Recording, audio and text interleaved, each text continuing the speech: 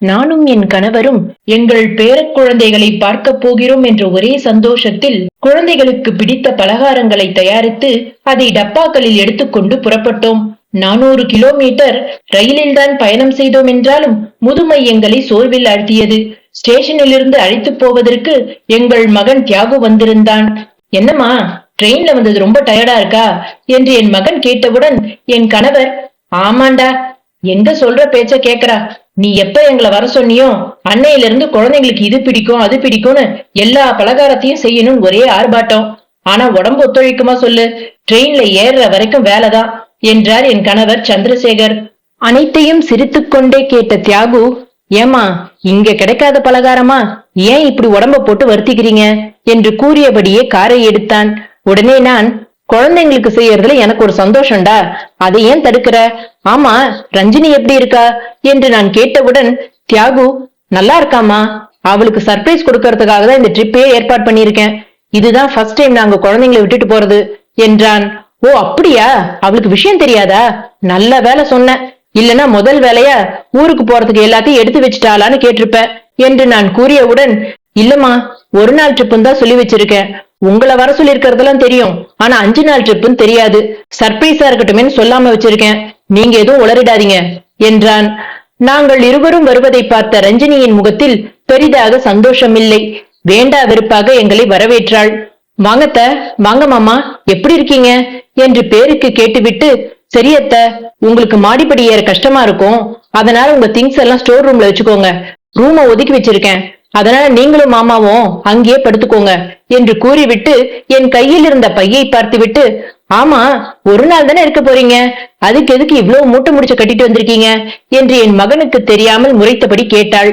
இல்ல, நம்ம விக்னேஷுக்கும் சிவாவுக்கும் பலகாரம் பிடிக்குமே, அதான் செஞ்சு எடுத்துட்டு வந்தேன் என்று நான் கூறியவுடன் உள்ளே இருந்த வேலைக்கார பெண்மணியை அழைத்து, இதெல்லாம் வாங்கிட்டு போயே உள்ளவை என்று அவள் கூறியவுடன் அந்த பெண் என் கையில் இருந்த பையை பிடுங்காத குறையாக வாங்கிச் சென்றாள்.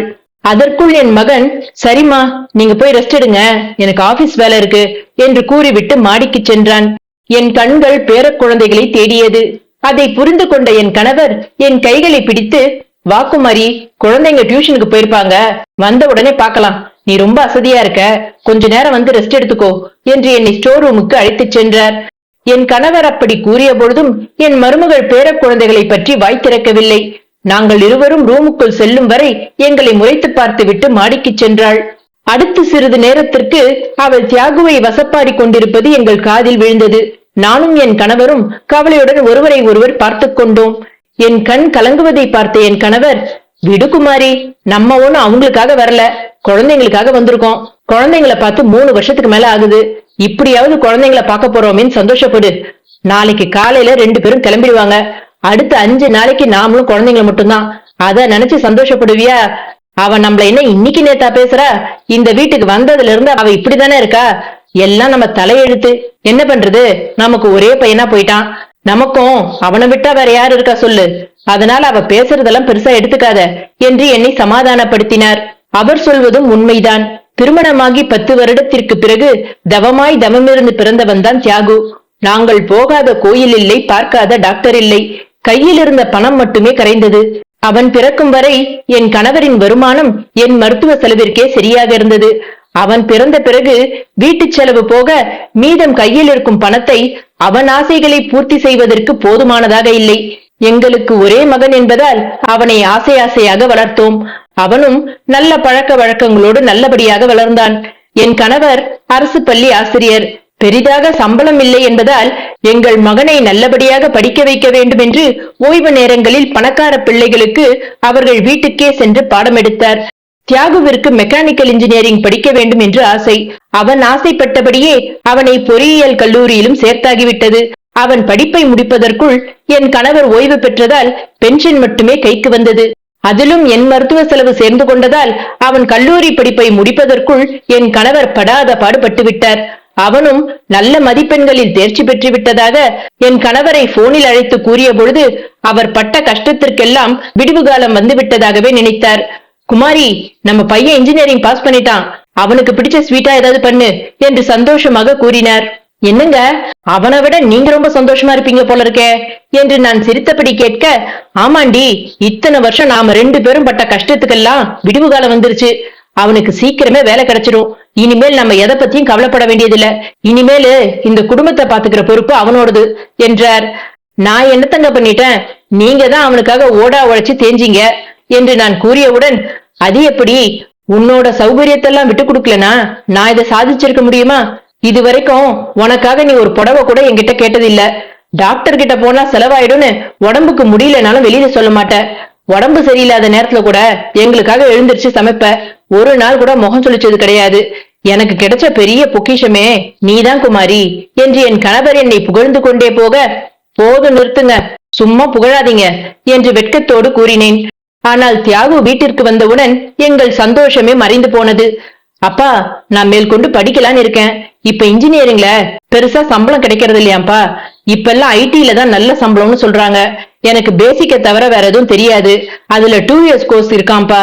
அதை முடிச்சா அவங்களே வேலை வாங்கி தரேன்றாங்க என்று கையில் வைத்திருந்த ஒரு பேப்பரை அவன் தந்தையிடம் நீட்டினான். அதை வாங்கி பார்த்த என் கணவர் ஆடிப்போனார். என்னடா தியாகு, 2 வருஷத்துக்கு 5 லட்சமா என்று வாயை பிளந்தார்.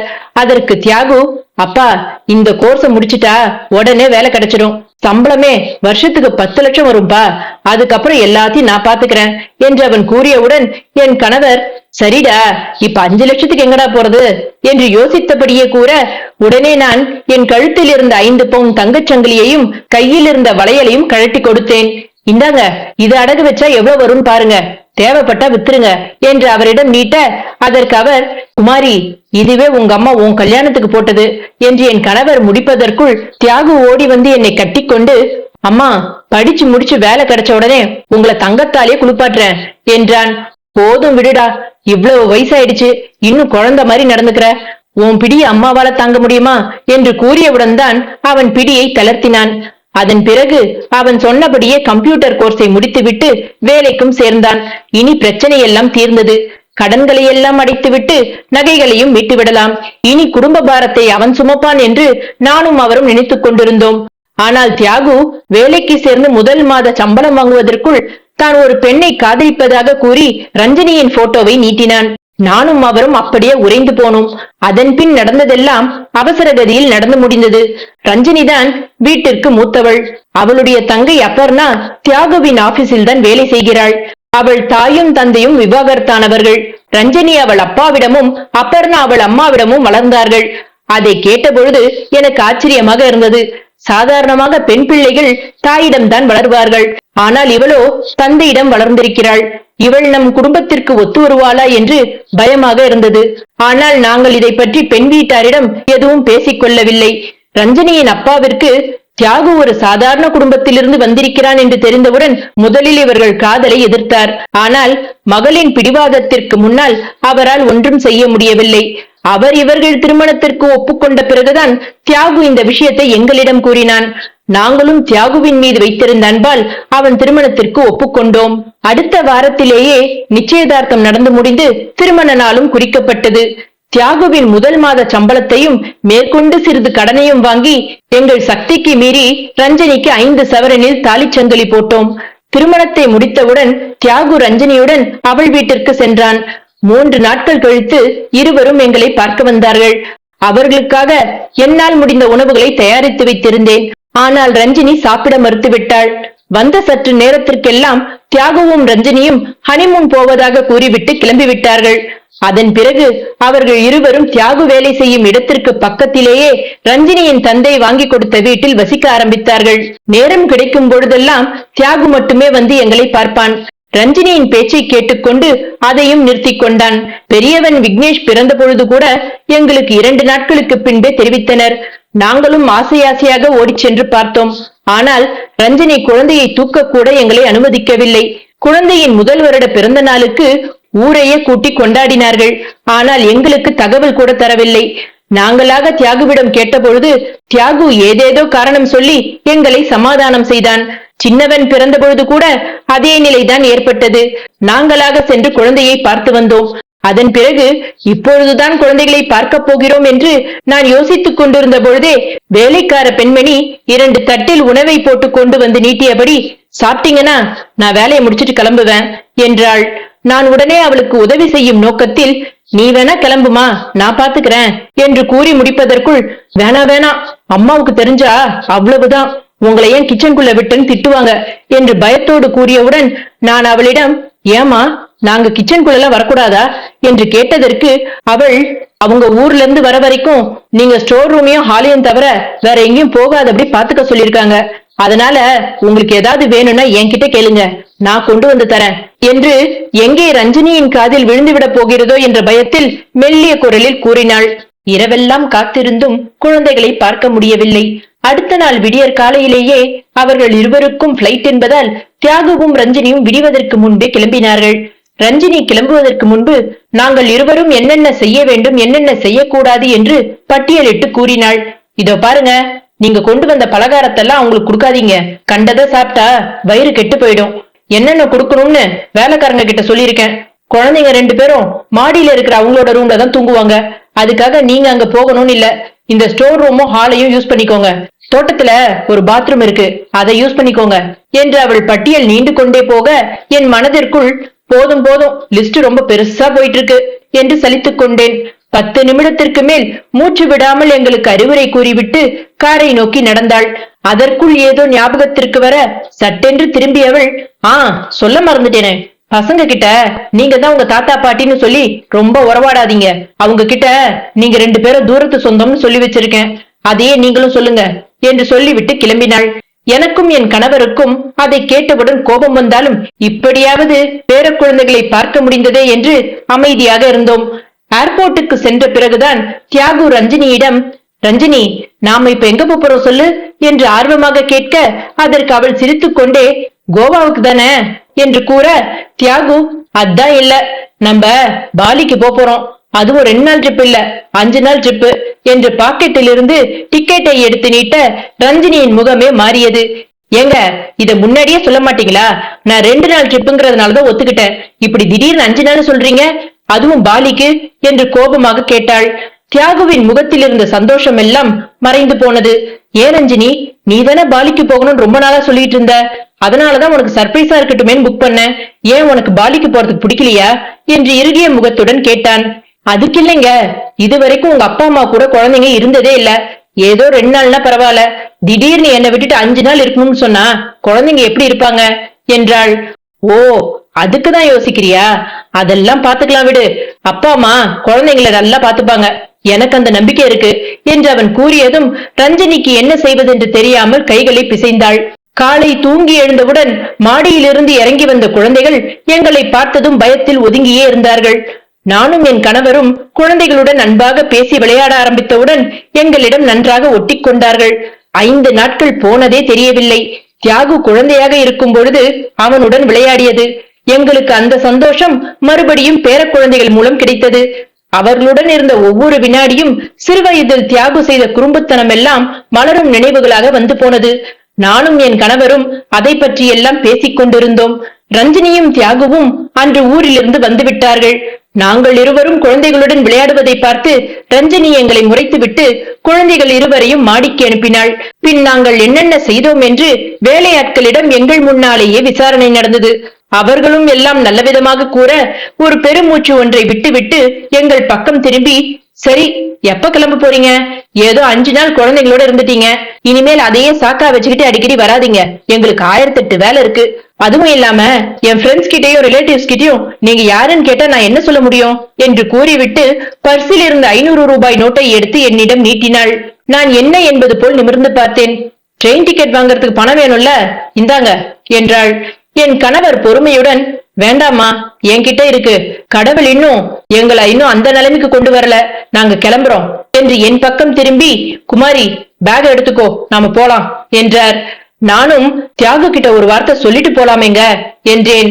வந்தவன் எப்படி இருக்கீங்கன்னு ஒரு வார்த்தை கேட்கல, நேரா மேல போயிட்டான். அதெல்லாம் ஊருக்கு போய் பேசிக்கலாம், பேக எடுத்துட்டு வா போலாம் என்று கூறிவிட்டு வாசலை நோக்கி நடந்தார். நானும் ஸ்டோர் ரூமில் இருந்த பையை எடுத்துக்கொண்டு அவர் பின்னாலேயே கிளம்பினேன். அதன் பிறகு ஊர் போய் சேரும் வரை இருவரும் ஒருவருக்கு ஒருவர் புலம்பி தீர்த்தோம். ஊருக்கு வந்து 2 நாட்கள் ஆகிறது. தியாகுவிடமிருந்து எந்த போனும் வரவில்லை. நாங்கள் பத்திரமாக ஊர் வந்து சேர்ந்தோமா என்று கூட தெரிந்து கொள்ள கூட அவனுக்கு ஆர்வமில்லை. எங்கள் இருவருக்கும் ஆதங்கம் தாங்க முடியவில்லை. ஆனால் ஒருவருக்கு ஒருவர் அதை வெளிக்காட்டிக் கொள்ளாமல் தலையெழுத்தே என்று அவரவர் வேலையை பார்த்துக் கொண்டிருந்தோம். இத்தனை நாட்களாவது குழந்தைகளை பார்க்காமல் இருந்தோம். ஆனால் இப்பொழுது 5 நாட்கள் அவர்களுடன் இருந்துவிட்டு வந்ததிலிருந்து குழந்தைகள் ஞாபகமாகவே இருந்தது. இப்படியே 1 மாதம் ஓடியது. தியாகுவிடமிருந்தும் எந்த போனும் வரவில்லை. அவனாக பேசட்டும் என்று நாங்களும் அமைதியாக இருந்து விட்டோம். நானும் அவரும் ஒரு நாள் இரவு தூங்கிக் கொண்டிருந்த பொழுது யாரோ கதவை தட்ட என் கணவர் தூக்க கலக்கத்துடன் எழுந்து சென்று கதவை திறந்தார். அங்கே தியாகு பெட்டியுடன் நின்று கொண்டிருந்தான். என் கணவர் அவனை அதிர்ச்சியுடன் பார்க்க அவன் பதில் ஏதும் சொல்லாமல் அமைதியாக வீட்டிற்குள் வந்தான். அவனை பார்த்தவுடன் ஒரு வினாடி அதிர்ச்சியாக இருந்தாலும் அடுத்த கணமே ஓடிச் சென்று அவன் கைகளை பற்றி கொண்டேன். என்ன தியாகு, ஏன் இந்த நேரத்துல வந்திருக்க? என்னப்பா, ஏதாவது பிரச்சனையா என்று அவன் முகத்தில் இருந்த சோர்வை ஆராய்ந்தபடி கேட்டேன். அதெல்லாம் ஒண்ணில்லம்மா, ஒரு வேலை விஷயமா வந்தேன். அப்படியே உங்களையும் பார்த்துட்டு போலாமேன்னு வந்தேன். சரி சரி, வா வந்து உட்காரு. ஏதாவது சாப்பிட்டியா? இட்லி ஊத்தட்டுமா என்று அவனை சோஃபாவில் அமர வைத்து விட்டு சமையல் கட்டுக்குள் சென்று அவன் குடிப்பதற்கு தண்ணீரை கொடுத்து விட்டு இட்லி ஊத்துவதற்காக நான் திரும்பிய பொழுது தியாகு கண் கலங்கியபடியே, அம்மா என்ன மன்னிச்சிடுங்கம்மா, அப்பா நீங்களும் என்ன மன்னிச்சிடுங்கப்பா என்று தலை குனிந்தபடியே அழுதான். அதுவரை அவன் எதற்காக வந்திருக்கிறான் என்று புரியாமல் அவனை அதிர்ச்சியுடன் பார்த்த என் கணவர், தியாகு என்ன ஆச்சு, இப்ப எதுக்கு அழற? ரஞ்சினியும் குழந்தைங்களும் நல்லா இருக்காங்கல்ல என்று பதற்றத்தோடு கேட்டார். நான் பதறிப்போய் அவன் அருகில் சென்று, என்னடா எதுவுமே சொல்லாம அழுதேனா? நாங்க என்னன்னு நினைக்கிறது என்று நானும் பதற, அதற்கு அவன், அதெல்லாம் நல்லாதாமா இருக்காங்க என்று கூறியவுடன் தான் எங்கள் இருவருக்கும் உயிரே வந்தது. அப்புறம் என்னடா பிரச்சனை? உனக்கும் ரஞ்சினிக்கு ஏதாவது சண்டையா?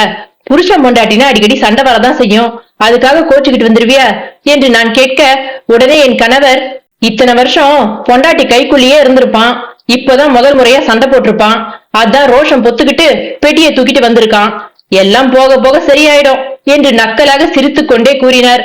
நான் உடனே, இருங்க, அவனே ஏதோ பிரச்சனைன்னு வந்திருக்கான், கிண்டல் பண்றதுக்கு இதுவா நேரம் என்று என் கணவரை கடிந்து விட்டு தியாகுவின் தலையை வருடியபடி, என்னப்பா என்ன பிரச்சனை சொன்னாதானே தெரியும் என்று நான் கேட்டவுடன் கண்கள் கலங்கியபடியே அவன் பேச பேச எங்கள் இருவருக்கும் மூச்சே நின்று போனது. அம்மா, நான் மோசம் போயிட்டமா, ரஞ்சினி என்னை ஏமாத்திட்டாமா, அவ என்ன உண்மையிலே லவ் பண்ணல. சின்ன வயசுல இருந்து அவளுக்கும் அவ தங்க அப்பர்ணாவுக்கும் ஒத்து போறதில்ல. அப்பர்ணா இவள மாதிரி இல்லம்மா, ரொம்ப நல்ல பொண்ணு. அதனால சின்ன வயசுல இருந்தே அவங்க அப்பா அம்மாவுக்கு அப்பர்ணா தான் செல்லும். அதனால ரஞ்சினிக்கு எப்போதுமே அப்பர்ணா மேல ஒரு பொறாம இருந்திருக்கு. அவங்க அப்பா அம்மா 2 பேரும் டைவர்ஸ் ஆனதுக்கு அப்புறம் அவங்க அம்மா அவங்க 2 பேரையும் வளர்க்கறதுக்கு கேட்டப்ப கூட அவங்க அப்பாவும் பிசினஸ்ல பிஸியா இருக்கிறதுனால குழந்தைங்க 2 பேரையும் அவங்க அம்மாவே வளர்க்கட்டும்னு விட்டுட்டாரு. ஆனா ரஞ்சினி பிடிவாதமா அவங்க அப்பாவை விட்டு போக மறுத்துட்டா. அதுக்கு 2 காரணம் உண்டு. ஒண்ணு, அவங்க அப்பா கூட இருந்தா சுதந்திரமா இருக்கலாம், அதுவும் இல்லாம அப்பர்ணா கூட இருக்கிறதுக்கு அவளுக்கு விருப்பம் இல்ல. அப்பர்ணா என்ன லவ் பண்ற விஷயத்த முதல்ல அவங்க அம்மா கிட்டதான் சொல்லியிருக்கா. அதை தெரிஞ்சுக்கிட்ட ரஞ்சினி அப்பர்ணா கூட ரொம்ப க்ளோஸா பழக ஆரம்பிச்சிருக்கா. அவளும் இவ மனசு மாறிட்டான்னு நினைச்சுக்கிட்டு இவ கூட பழகிருக்கா. அவ மூலமாதான் எனக்கு ரஞ்சினிய தெரியும். எங்க லவ் மேட்டர் அவங்க அப்பாவுக்கு தெரிஞ்சப்ப அவர் ரொம்ப எதிர்த்தாரு. ஏன்னா அவங்க அப்பாவோட பிசினஸ் பார்ட்னர் பையன் ஜீவாவை தான் ரஞ்சினிக்கு கல்யாணம் பண்ணலாம்னு யோசிச்சிருந்தாரு. ஆனா இவ பிடிவாதமா இருந்ததுனால வேற வழி இல்லாம எங்க கல்யாணத்துக்கு ஒத்துக்கிட்டாரு என்று அவன் கூறிவிட்டு சற்று நேரம் அமைதியானான். உடனே என் கணவர், சரிடா, எல்லாம் முடிஞ்சு போன விஷயம், இப்ப எதுக்கு பழசெல்லாம் பேசிட்டு இருக்க, அதனால என்ன பிரச்சனை என்று பொறுமை இழந்து கேட்டார். உடனே நான், கொஞ்சம் பொறுமையாதான் இருங்களேன், அவனே சொல்லுவான், ஏன் அவசரப்படுறீங்க? சரி தியாகு, அதெல்லாம் முடிஞ்சு போச்சு, இப்போ உனக்கும் ரஞ்சினிக்கும் என்ன பிரச்சனை என்று நானும் கேட்க, அது வந்துமா, ரஞ்சினி இப்ப ஜீவா கூட தொடர்புல இருக்கா என்று கூறியவுடன் நானும் அவரும் வாயடைத்து போனோம். நாங்கள் அதிர்ச்சியிலிருந்து மீள்வதற்குள் அவனே பேச்சை தொடர்ந்தான். ரஞ்சினியும் அவனும் பாலிக்கு சென்றிருந்த பொழுது அங்கே ரஞ்சினி போனில் யாருடன் பேசிக் கொண்டிருப்பதை கேட்டிருக்கிறான். சாரி ஜீவா, இந்த ட்ரிப்ப நானே எதிர்பார்க்கல.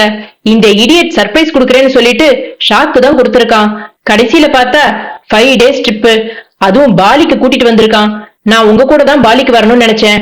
என் ஆசையெல்லாம் வீணா போச்சு. இவன் கூட போய் இங்க வருவேன் நான் எதிர்பார்க்கவே இல்ல. சாரி ஜீவா என்று கொஞ்சி கொஞ்சி பேசிக் கொண்டிருப்பதை தியாகு கேட்டுவிட்டான். அவளிடம் இதை பற்றி கேட்டதற்கு கொஞ்சம் கூட வெட்கமோ குற்ற உணர்வோ இல்லாமல், ஆமா எனக்கும் ஜீவாவுக்கும் பழக்கம், அதனால என்ன இப்போ? சொல்ல போனா உன் இடத்துல இருக்க வேண்டியவனே ஜீவாதான். ஏதோ என்னோட முட்டாள்தனத்தினால உன்னை கல்யாணம் பண்ணிக்கிட்டேன். அப்புறம் நான் உன்னை லவ் பண்றேன்னு சொன்னதுனாலதான் நீ அவளுக்கு கிடைக்க கூடாதுன்னு நான் முந்திக்கிட்டேன். அதனால ஜீவாவை அவ கல்யாணம் பண்ணிக்கிட்டா. ரீசெண்டா தான் ஜீவாவை மிஸ் பண்ணது எவ்வளவு பெரிய தப்புன்னு புரிஞ்சுது. ஆனா என்ன பண்ண முடியும்? அவருக்கும் கல்யாணம் ஆகி குடும்பம் இருக்கு, எனக்கும் கல்யாணம் ஆகி குடும்பம் இருக்கு. அதுக்காக எங்க ஆசையை விட்டுட முடியுமா?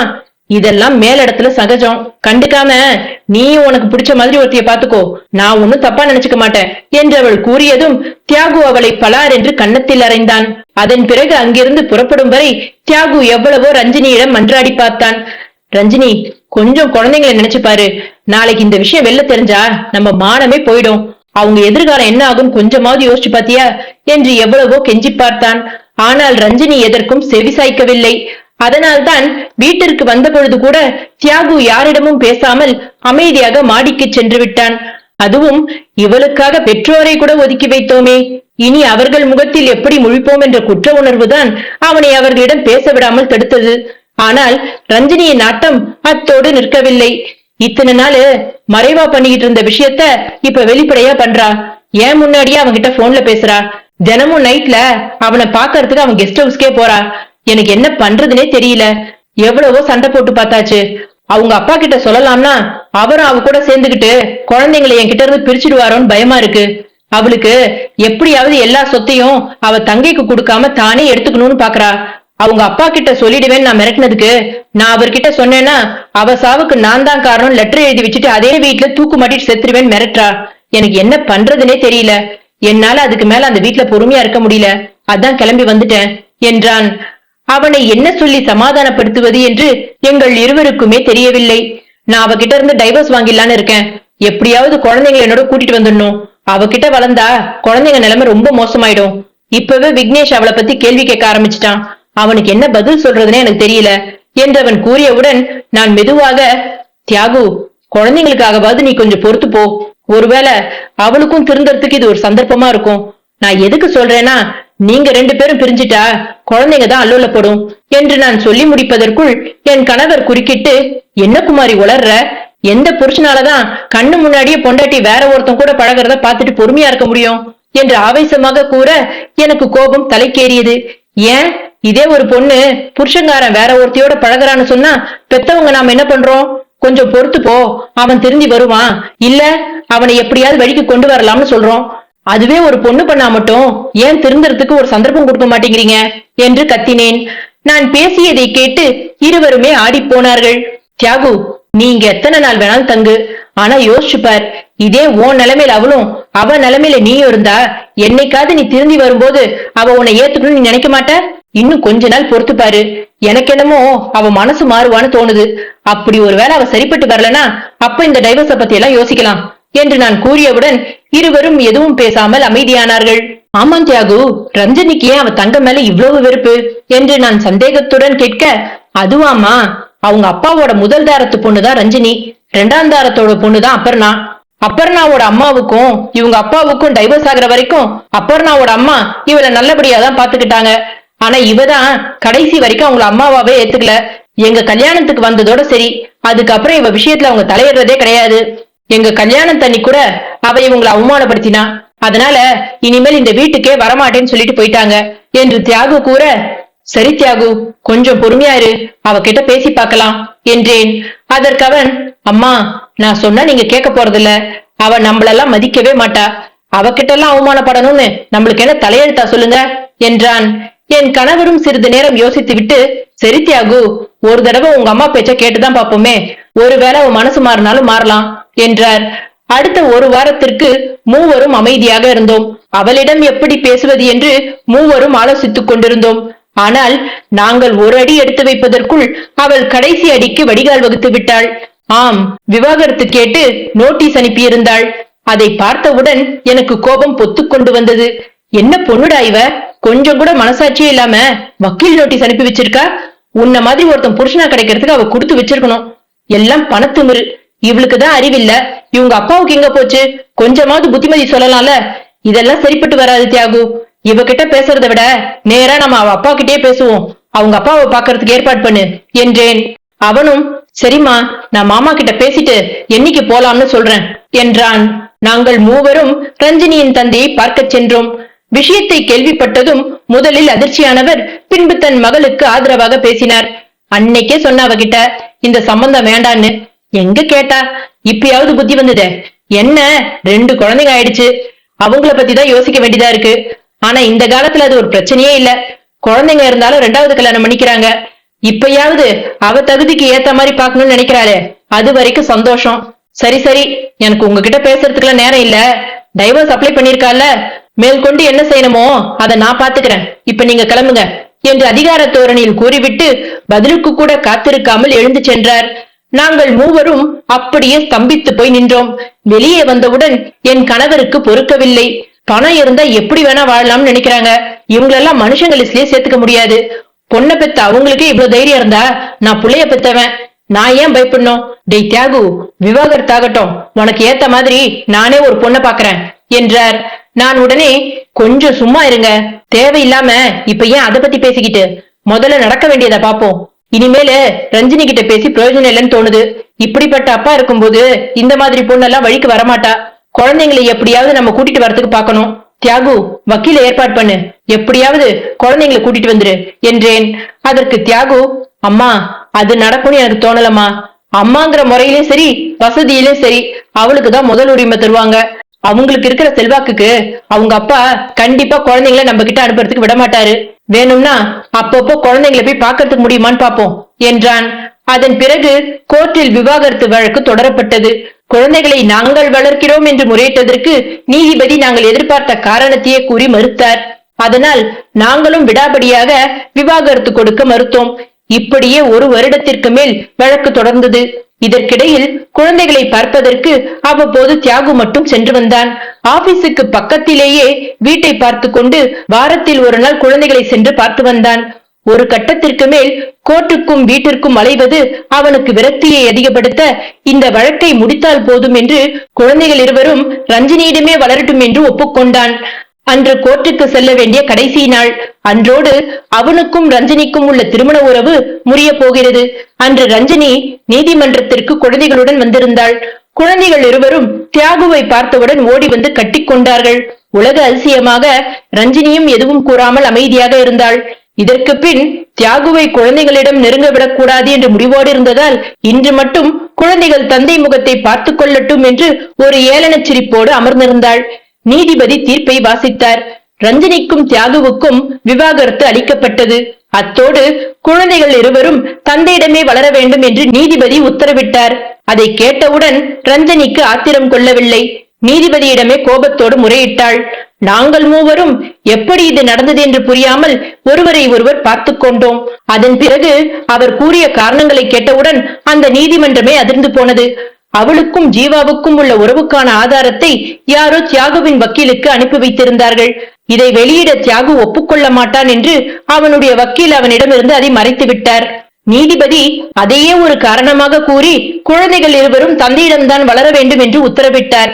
ஒரு பக்கம் தியாகுவுக்கு குழந்தைகள் கிடைத்த சந்தோஷம் இருந்தாலும் மறுபக்கம் தன் மனைவியை பற்றி ஊருக்கே தெரிந்து விட்டதே என்று வருத்தமும் இருந்தது. ரஞ்சினி நீதிமன்றம் என்று கூட பார்க்காமல் அங்கேயே தியாகுவிடம் சண்டையிட்டாள். குழந்தைங்களை காரணமா வச்சுக்கிட்டு என்கிட்ட பணம் போடுங்களான்னு பாக்குறீங்களா? என் குழந்தைங்களை என்னைக்கும் உங்ககிட்ட விட மாட்டேன் என்று குழந்தைகளின் கையை பிடித்து இழுத்தாள். தியாகுவும் விடாமல் குழந்தைகளை பிடித்துக் கொண்டான். இவர்கள் இருவருக்கும் நடுவே குழந்தைகள் மாட்டிக்கொண்டு அல்லோலப்பட்டது. அதற்குள் அங்கிருந்த போலீஸ்காரர்கள் இவர்களை விலக்க முயற்சி செய்தார்கள். அப்பொழுது அந்த இடமே அதிரும்படி ஒரு குரல் ஒலித்தது. குரல் வந்த திசையை நாங்கள் அனைவரும் திரும்பி பார்த்தபொழுது அங்கே ரஞ்சினியின் அம்மாவும் தங்கையும் நின்று கொண்டிருந்தார்கள். அவள் தங்கை அப்பர்னா, நீ எதுக்கு அவர்கிட்ட சண்டை போடுற? என்கிட்ட கேளு, நான் சொல்றேன். உன்னை பத்தியும் ஜீவாவை பத்தின ப்ரூஃப் எல்லாம் அட்வொகேட் கிட்ட கொடுத்ததே நான் தான். நீ இத்தனை வருஷம் எனக்கு செஞ்ச பாவத்துக்கு இது கூட செய்யலன்னா எப்படி? ஒரு விதத்துல உன்கிட்ட இருந்து குழந்தைங்களை காப்பாத்துறதுக்கு செஞ்சாலும் இன்னொரு விதத்துல என்னோட சந்தோஷத்துக்காகவும் தான் செஞ்ச. எவ்வளவு தைரியம் இருந்தா என் புருஷனையே என்கிட்ட இருந்து பிரிக்க பாப்ப? அதுவும் இல்லாம உன்னாலதான் அடிக்கடி அப்பா அம்மாக்குள்ள சண்டை வந்து கடைசியில அது டைவர்ஸ் வரைக்கும் போய் முடிஞ்சது. அதுக்கெல்லாம் நீ அனுபவிக்க வேணாம் என்று அவள் சொல்லி முடிப்பதற்குள் ரஞ்சினி ஓங்கி அவள் கன்னத்தில் அறைந்தாள். உடனே அவள் அம்மா குறுக்கிட்டு, எவ்வளவு தைரியம் இருந்தா என் பொண்ணு அடிப்ப? இத்தனை வருஷம் உன்னையும் என் பொண்ணா மதிச்சுதான் போனா போதுன்னு விட்டு வச்ச. ஆனா நீ அடங்குறதா இல்ல. அதனாலதான் குழந்தைங்க உன் மாமனார் மாமியார்ட்ட வளரட்டும்னு உங்க அப்பா கிட்ட நான் தான் சொன்னேன். அவரும் அதுக்கு ஒத்துக்கிட்டாரு. இதுக்கு மேலேயும் விட்டு வச்சிருந்தா குழந்தைங்களோட வாழ்க்கைய அழிச்சிடுவ. பணம் இருக்கிற திமிர்ல தானே இத்தனை நாள் ஆடின. இனிமேலு நீ என்ன பண்றன்னு பாக்கலாம் என்றார். உடனே ரஞ்சினி, நீங்க யாரும் இல்லைன்னா என்ன, எனக்கு எங்க அப்பா இருக்காரு. எங்க அப்பாவுக்கு நான் மட்டும்தான் பொண்ணு. இவள ஒரு பொண்ணாவே நினைச்சது கிடையாது. எங்க அப்பா கிட்ட சொல்லி உங்களெல்லாம் என்ன பண்றேன்னு பாருங்க. என் வாழ்க்கையை அழிச்ச மாதிரி உங்க பொண்ணோட வாழ்க்கையை நான் அழிக்கல. என் பேர் ரஞ்சினி இல்ல என்று கூறிவிட்டு அங்கிருந்து புறப்பட்டாள். அவள் தங்கியிருந்த வீட்டிற்கு வந்த பொழுது கேட் பூட்டப்பட்டிருந்தது. செக்யூரிட்டி அவளிடம், ஐயா உங்களை உள்ள விடக்கூடாதுன்னு சொல்லிருக்காங்கம்மா, மன்னிச்சிடுங்க என்றான். அதை கேட்ட ரஞ்சினி ஆடிப்போனாள். கோபமும் மாத்திரமும் அவள் தலைக்கேறியது. மரியாதையா இப்ப கேட்ட திறக்கறியா இல்லையா என்று அவனை எவ்வளவோ மிரட்டி பார்த்தாள். ஆனால் செக்யூரிட்டி, அம்மா எதா இருந்தாலும் நீங்க ஐயா கிட்ட போய் பேசிக்கோங்க, என்ன மன்னிச்சிடுங்கம்மா என்றான். அதற்கு மேல் வேறு வழி இல்லாமல் அங்கிருந்து புறப்பட்டு நேராக தந்தையை பார்க்க வந்தாள். அங்கேயும் அவளை உள்ளே விடவில்லை. வாசலில் நின்றபடியே, அப்பா என்ன உள்ள விட சொல்லுங்கப்பா, உங்ககிட்ட நான் கொஞ்சம் பேசணும்பா, எல்லாரும் சேர்ந்து என்னை எவ்வளவு கொடுமைப்படுத்துறாங்க பாருங்கப்பா என்று வாசலில் நின்று கொண்டு கத்தினாள். சிறிது நேரத்திற்கு பின் அவளுடைய தந்தை வெளியே வந்தார். இப்ப எதுக்கு இங்க நின்று கத்திக்கிட்டு இருக்க? நான் தான் உன்னை உள்ள விடக்கூடாதுன்னு சொன்னேன். நீ பண்ண வேலைக்கு உன்னை என்னைக்கோ வீட்டை விட்டு துரத்திருக்கணும். ஆனா டைவர்ஸ் ஆகி குழந்தைங்க உன் மாமனார் மாமியார்ட்ட போற வரைக்கும் பொறுமையா இருக்கணும்னு தான் நீ பண்றதெல்லாம் வேடிக்கை பார்த்துட்டு இருந்த. இல்லனா குழந்தைங்களை காரணம் காட்டி எங்க எல்லாருக்கும் ஆட்டம் காட்டியிருப்ப. இப்ப கோர்ட்டே உத்தரவு கொடுத்துருச்சு, இனிமேல் குழந்தைங்க உன் புருஷன்கிட்ட தான் வளரணும்னு. உன்னால நான் சேர்த்து வச்சிருந்த மான மரியாதைலாம் போச்சு. எனக்கு பணம் எவ்வளவு முக்கியமோ அதே மாதிரி என் கௌரவமும் முக்கியம். ஆனா அதுக்கே கலங்கம் வர மாதிரி பண்ணிட்ட. இந்த ஜென்மத்துல என் மூஞ்சில முழிக்காத. இனிமேல் உனக்கும் எனக்கும் எந்த சம்பந்தமும் கிடையாது. என் சொத்துல ஒரு பைசா உனக்கு தரமாட்டேன்.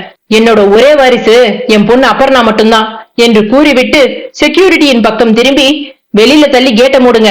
இனிமேல் இந்த மாதிரி வாசல்ல நின்னு கத்துனா என்ன கேட்கணும்னு இல்ல, போலீஸ்ல கம்ப்ளைண்ட் பண்ணுங்க என்று கூறிவிட்டு சென்றார். அதை கேட்ட ரஞ்சினி அதிர்ச்சியில் அப்படியே உறைந்து போய் நின்றாள்.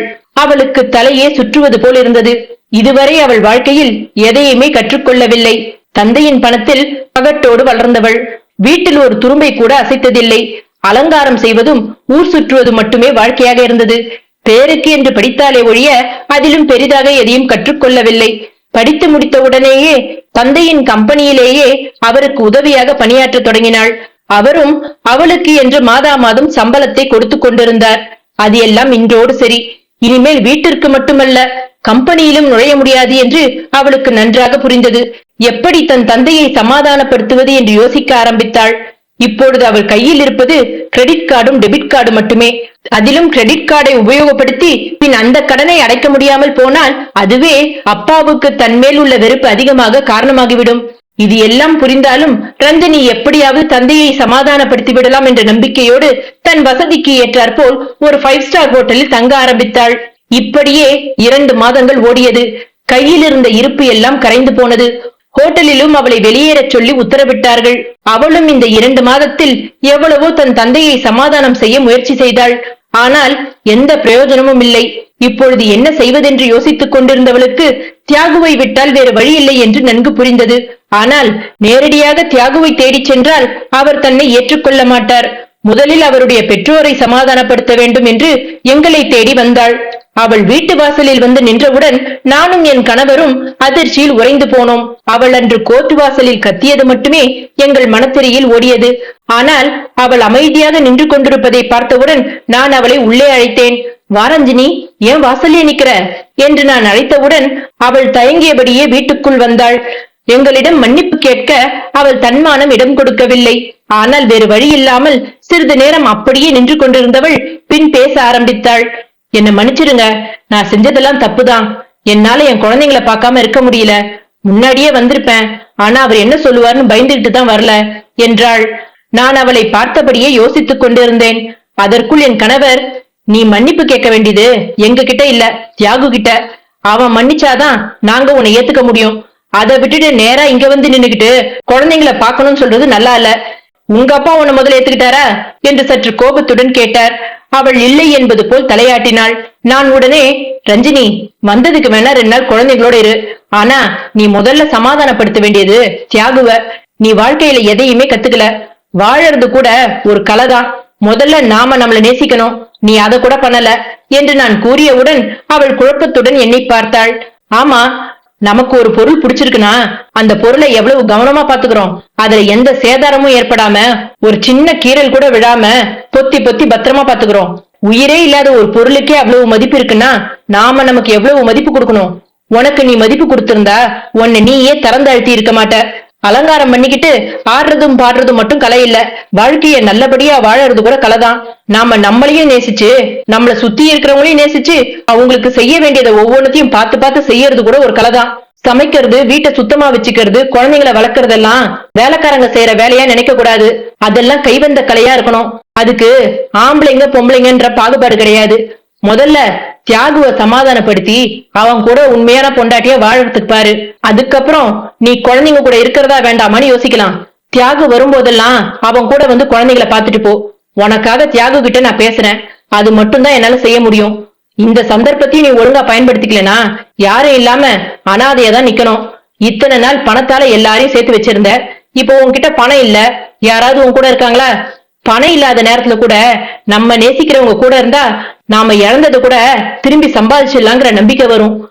நம்ம குடும்பத்தோட சந்தோஷமா வாழறதுக்கு தான் பணமே தவிர பணத்துக்காக நம்ம வாழக்கூடாது என்று நான் பேசியதை கேட்டு அவள் என்னை தவிப்புடன் பார்த்தாள். பயப்படாத, எல்லாம் சரியாயிடும்.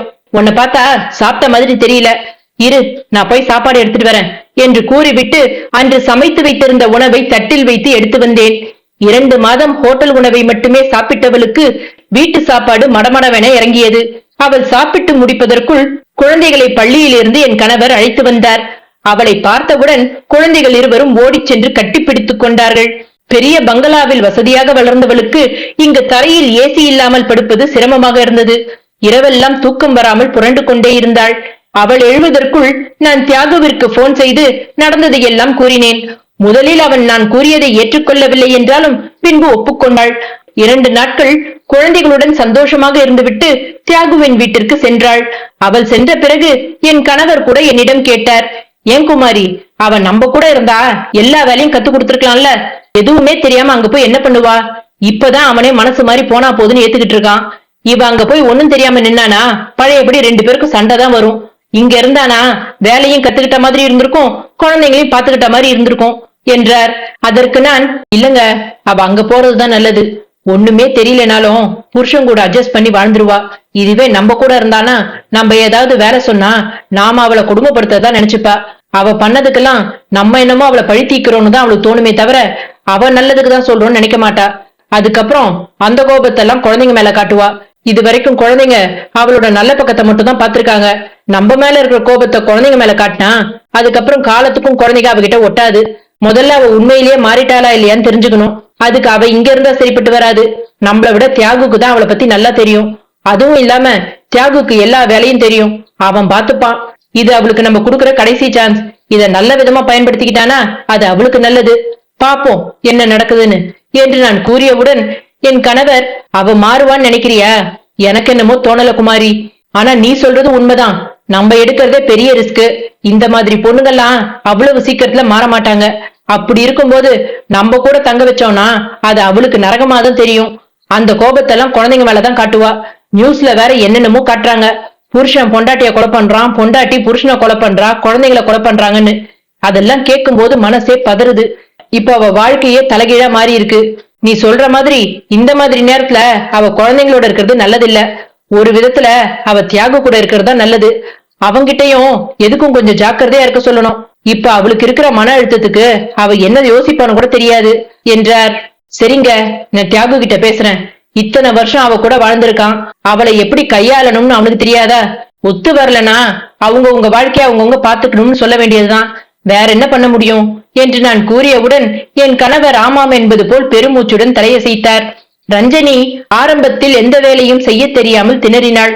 அதுவும் இல்லாமல் எப்படி வாழ்ந்த நாம் இப்படி ஒரு நிலைக்கு வந்துவிட்டோமே என்று அவள் மனம் குமரியது. அவளுக்கு பணம் தேவைதான். அன்று பணத்திமிரில் தன்னுடைய தகுதிக்கும் வாழ்க்கை முறைக்கும் ஜீவாதான் பொருத்தமானவன் என்று நினைத்தவளுக்கு இன்று அதே பணத்திற்காக தன்னை விற்க தயாராக இல்லை. அப்படியே பகட்டான வாழ்க்கைக்காக தவறான வழியில் பணம் சம்பாதித்தாலும் தந்தை தன்னை என்றும் மன்னிக்கவே மாட்டார். அப்படியே குறுக்கு வழியில் பணம் சம்பாதித்தாலும் தந்தையின் மூலமாக வரும் பணத்திற்கு ஈடு இணையாகாது.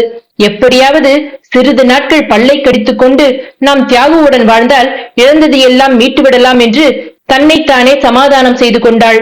அதனால் இப்பொழுது தனக்கு தியாகுவை விட்டால் வேறு வழியில்லை என்று ஒவ்வொரு வேலையாக கற்றுக்கொள்ள ஆரம்பித்தாள்.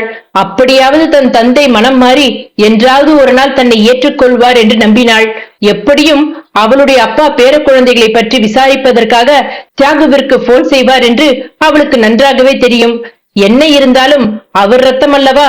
அதுவும் இல்லாமல் தியாகுவும் அவளை பற்றி தந்தையிடம் கூறுவான் என்ற நம்பிக்கையில் வாழ்ந்தாள். இருவரும் மாதத்திற்கு ஒரு முறை குழந்தைகளை பார்க்க வந்தார்கள். அப்பொழுது கூட நான் தியாகுவிடம் கேட்டேன், இப்பதான் ஒழுங்கா இருக்காளே, கொஞ்ச நாள் குழந்தைங்க கூட தங்கட்டுமே என்று நான் கூறியதற்கு தியாகு, இல்லம்மா, எனக்கு என்னமோ அவ மேல முழுசா நம்பிக்கை வரல, ஏதோ தலையெழுத்தேன்னு வாழ்ந்துகிட்டு இருக்க மாதிரி தான் இருக்கு. குழந்தைங்க விஷயத்துல நான் ரிஸ்க் எடுக்க முடியாதுமா. இப்போதைக்கு அவ என் கூடவே இருக்கட்டும். அதுவும் இல்லாம என்னோட சம்பளத்துல செலவை சமாளிக்க முடியல, அதனால அவளையும் வேலைக்கு போக சொல்லாம்னு இருக்கேன் என்றான். அவன் கூறியபடியே அவளை வேலைக்கு போக சொன்ன போது அவள் அதிர்ந்து போனாள். என்னங்க சொல்றீங்க? இத்தனை வருஷமா எங்க அப்பா கம்பெனில தான் நான் வேலை பார்த்திருக்கேன். என்னை யார் வேலைக்கு சேர்த்துப்பா? அதுவும் இல்லாம இன்னொருத்தர்கிட்ட போய் நான் எப்படிங்க வேலை செய்ய முடியும் என்றாள். ரஞ்சினி, இப்ப நாம இருக்கிற நிலைமையே வேற. இதுவரைக்கும் குழந்தைங்களோட செலவை எங்க அப்பா தான் பாத்துக்கிறாரு. இப்படியே எல்லாத்தையும் அவர் தலையில கட்ட முடியாது. நீயும் வேலைக்கு போனா குழந்தைங்களோட செலவை நாம பாத்துக்கலாம். அதுவும் இல்லாம உனக்கும் ஒரு சேஞ்ச் இருக்கும் என்று அவளை கட்டாயப்படுத்தி அவளுக்கு ஒரு தெரிந்த கம்பெனியில் வேலையை வாங்கி கொடுத்தான். ஆரம்பத்தில் பைக்கில் செல்வதற்கும் மற்றவர்களோடு இணையாக பேசுவதற்கும் சிரமப்பட்டாள். ஆனால் முதல் மாத சம்பளம் வந்தவுடன் அவள் மனம் மாறத் தொடங்கியது. தன் குழந்தைகளுக்கு ஆசை ஆசையாக உடைகளையும் பொம்மைகளையும் வாங்கினாள். இத்தனை வருடம் தந்தையின் நிழலில் வாழ்ந்தவளுக்கு இன்று தானே யாருடைய உதவியும் இல்லாமல் தன்னுடைய திறமையால் மட்டுமே சம்பாதித்த பணம் அவளுக்கு ஒரு தன்னம்பிக்கையை கொடுத்தது. இன்றோடு ரஞ்சினியும் தியாகுவும் வாழ ஆரம்பித்து 2 வருடங்கள் ஆகிறது. இந்த 2 வருடத்தில் அவளிடம் ஏகப்பட்ட மாற்றங்கள். இதற்கு மேல் குழந்தைகளை தாயிடமிருந்து பிரிக்க வேண்டாம் என்று நான் என் கணவரிடம் குழந்தைகளை அவர்களிடம் ஒப்படைத்து விடலாம் என்று கூறினேன். அவருக்கு பேர குழந்தைகளை விட்டு பிரிய மனமில்லை.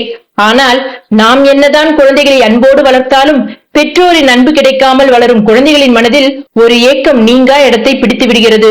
அப்படிப்பட்ட ஒரு நிலைமையை குழந்தைகளுக்கு நாம் ஏற்படுத்திவிடக் கூடாது என்று அவருக்கும் புரிந்தது.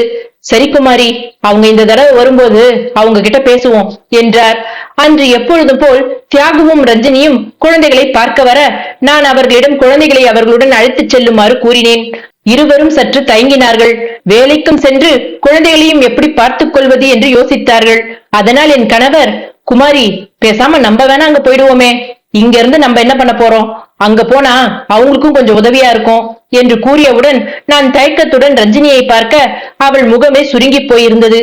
என்ன இருந்தாலும் அவள் முழுதாக மாறுவது என்பது சிரமம் தானே. அதுவும் இல்லாமல் எங்களுடன் வாழ்வதற்கு அவள் மனம் என்றுமே ஒப்புக்கொள்ளாது. கணவனையும் குழந்தைகளையும் ஏற்றுக்கொண்டவளுக்கு எங்களையும் ஏற்றுக்கொள்ள சொன்னால் கடினம்தான்.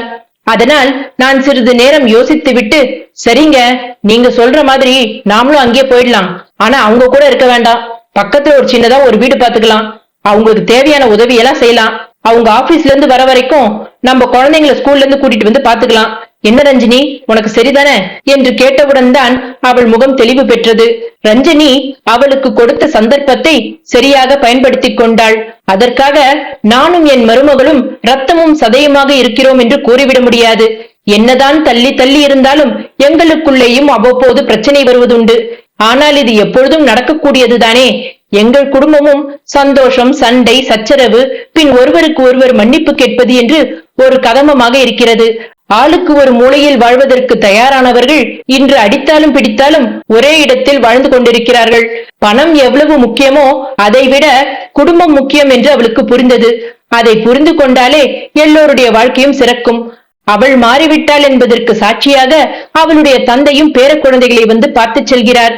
ஆரம்பத்தில் அவளுடைய சுயநலத்திற்காக தலையெழுத்தே என்று ஏற்றுக்கொண்ட இந்த வாழ்க்கையை இன்று சுகமான சுமையாக நினைத்து வாழ்கிறாள். இந்த கதை பிடிச்சிருந்ததுன்னா பத்துவின் கதைகளை சப்ஸ்கிரைப் பண்ணுங்க, லைக் பண்ணுங்க, ஷேர் பண்ணுங்க.